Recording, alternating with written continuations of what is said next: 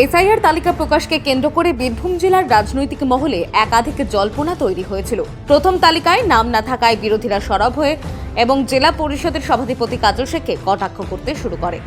এরপর দ্বিতীয় তালিকাতেও নাম না থাকায় সেই জল্পনা আরও জোরালো হয়। বিরোধীদের একাংশ দাবি করতে শুরু করে দলের অন্দরে তার গুরুত্ব কমে গিয়েছে বলেই এই পরিস্থিতি। যদিও সেই সময় কাজল শেখ সমস্ত জল্পনা উড়িয়ে দিয়ে জানিয়েছিলেন খুব শীঘ্রই তার নাম এসআইআর তালিকার অন্তর্ভুক্ত হবে। শুক্রবার রাতে প্রকাশিত হয় এসআইআর এর আরও একটি তালিকা, আর সেই তালিকাতেই অবশেষে নাম ওঠে কাজল শেখের। দীর্ঘদিনের জল্পনা ও বিতর্কের অবসান ঘটিয়ে তালিকায় নিজের নাম দেখতে পেয়ে স্বাভাবিকভাবেই খুশি জেলা পরিষদের সভাধিপতি। রাজনৈতিক মহলের মতে এই ঘটনায় বিরোধীদের একাংশের দাবি ভেঙে পড়েছে, পাশাপাশি শাসক দলের অন্দরেও স্বস্তির বার্তা গিয়েছে বলে মনে করা হচ্ছে।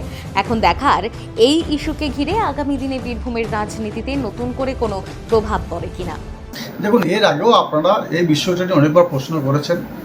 আমি আগেও যে উত্তর দিয়েছি আজকে সেই উত্তর সেমই হবে, কারণ আমি বলেছিলাম আমাদের বিচার ব্যবস্থার প্রতি আমার পূর্ণ আস্থা, বিশ্বাস, ভরসা আছে।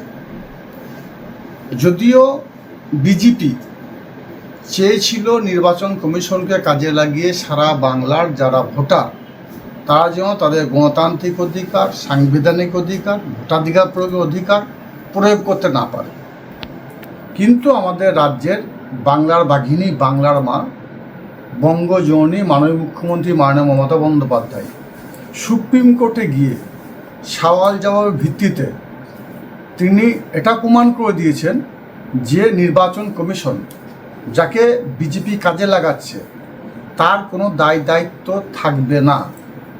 কোন মানুষটা ভোট দিতে পারবে, কে ভোট দিতে পারবে না, তাদের পেপার বৈধ কি বৈধ নয় সে বিচার করার অধিকার নির্বাচন কমিশনের নেই।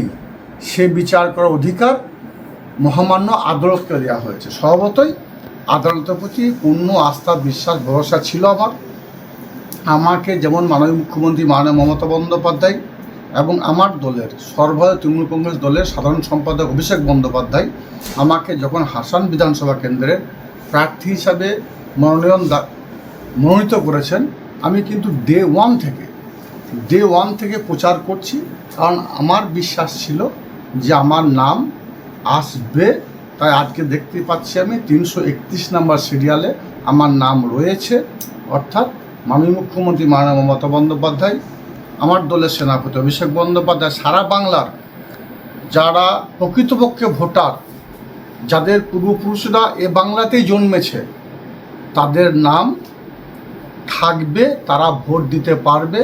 বীরভূম নানুর থেকে অনুকূল গড়াইয়ের রিপোর্ট, বঙ্গলিক।